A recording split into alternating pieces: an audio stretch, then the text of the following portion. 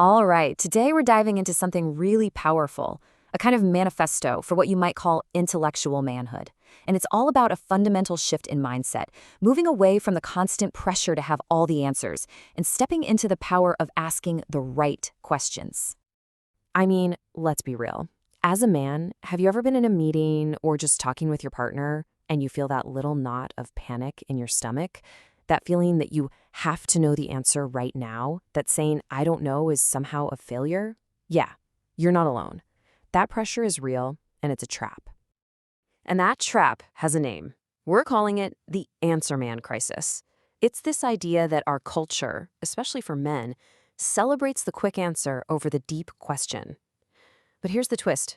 Being the guy who always has an answer on deck might be the very thing that's stopping you from actually growing. So, who is this answer man? You probably know him. He's the guy who thinks being competent means having an instant comeback for everything. To him, ignorance isn't an opportunity to learn. It's a weakness that has to be hidden at all costs. The problem? This creates what's called a closed cognitive loop. You just end up defending what you already think you know, and your world gets smaller and smaller. So this really presents a clear choice. On one side, you've got the answer man. He's brittle, he's reactive, he's basically just defending his little patch of turf. On the other side, you have the seeker. Curious, resilient, always exploring. This isn't about who's smarter, it's about choosing wisdom over a fragile ego. So, how do we make that shift from answer man to seeker? Well, we've got to look back, way back, to Socrates. The key is to completely reframe what a question is. A question isn't a white flag of surrender, it's a weapon. It's an ancient, powerful tool for cutting through the noise to get to the truth. And here's a great way to think about it. First, picture a statement. Someone says, "This is just the way things are." Picture that statement as a shield. It's a defensive tool. It's used to protect an identity, to deflect any challenge to a belief system. Now enter the sword. A really good question isn't a blunt attack on the person holding the shield. No, it's a precise, well-aimed strike that pierces that shield to see what's really behind it. The goal isn't to win. The goal is to see if the belief itself holds up. This is why it's called mental martial arts.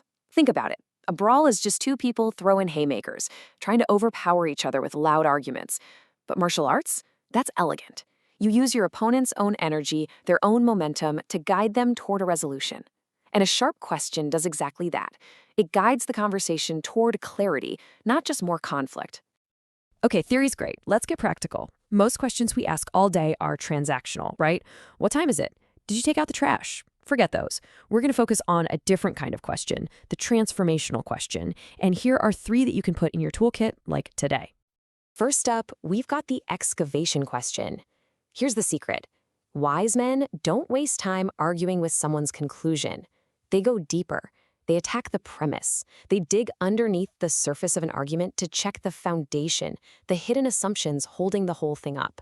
Because that's usually where the weak spots are. And you can see the difference right here. The weak approach is just to flat out say, "You're wrong." That's a brick wall. The conversation dies. But the wise approach is to ask, okay, what would have to be true for that to be valid? You see that shift? It's huge. You're not attacking them. You're inviting them to be a detective with you, to examine their own logic. Okay, second tool, the bridge question. Now, we've all heard of straw manning an argument, right? That's where you misrepresent what someone is saying to make it easier to knock down. Well, a man of integrity does the exact opposite. He steelmans. He actually works to understand the strongest, most generous version of the other person's point of view. And this is how you do it. A simple question like this, it is incredibly powerful. It builds a bridge of trust instantly. You're saying, I want to understand you, not defeat you. I see you. That one question can completely change the entire dynamic of a tough conversation. And the third tool is the definition question. I mean, think about how many arguments are just completely pointless because 2 people are using the same word to mean totally different things. Words like freedom, fairness, success. A disciplined mind just hits pause and asks, when you use that word, what do you mean exactly? It can save you hours of frustration. All right, this next section might be the most counterintuitive part of this whole thing. We're going to talk about 2 of the most powerful tools a wise man has in his arsenal, admitting you're ignorant and using silence strategically. The answer man is absolutely terrified of those 3 little words, I don't know. But for the seeker, it's a strategic power move. See, when you admit you don't know something, 3 amazing things happen. 1, your credibility shoots up because people know you won't fake it. 2, the other person's defenses immediately drop. And 3, it flips a switch in your own brain, putting you into learning mode. You can't fill a cup that's already full, right? And you can pair that with the power of silence. Here's a simple, actionable rule you can use today. It's called the 3-second rule. When someone finishes talking, just wait. Don't say anything. Count to 3 in your head. It might feel a little awkward at first, but in that tiny gap, magic happens. People will often fill the silence by telling you the deeper thing they were really thinking. So here's the bottom line. How does all this philosophical stuff actually change your life? Let's bring it home, because this isn't just an intellectual game. This is about how you lead at your job and how you love your family. Think about being a leader at work. The leader who just tells everyone what to do, sure, he gets followers. He creates dependency. But the leader who asks his team, what do you think is the right move here? He creates other leaders. He empowers people. He builds a stronger, more capable team. And man, this is so critical in our relationships. So many of us guys, we hear a problem and we immediately jump into fix-it mode. We want to provide a solution. But a lot of the time, that's not what's needed. A wise partner asks a question first. Something as simple as, hey, are you looking for comfort or solutions right now?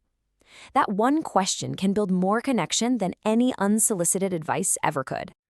And when you boil it all down, what we're really talking about is a fundamental shift in your goal.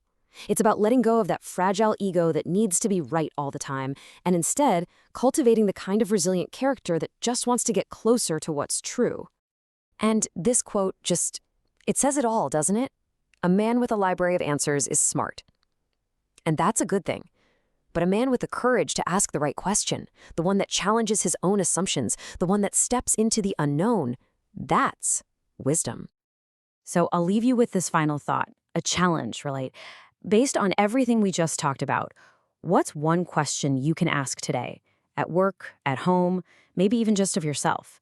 What question will you ask that opens a door to something new?